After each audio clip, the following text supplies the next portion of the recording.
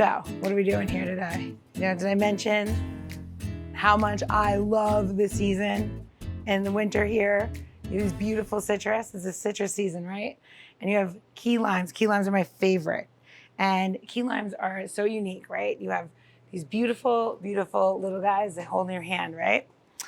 And I love them. And like you would say, oh, what are you gonna do with these lovely things? Well, you know, I'm obviously not gonna juggle them because I'm a terrible juggler, but I am very good at making cocktails. So let's get into key lime. Let's open a few up and like see what we're talking about here.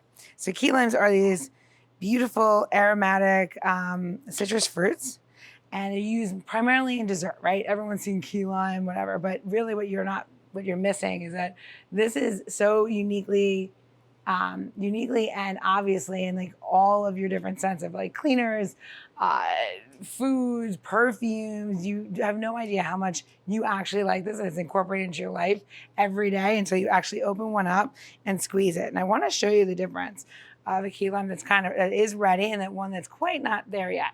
So this one here, right, nice and supple. This one, it's a little bit of time. So this one, we'll put them together and side by side and squeeze them.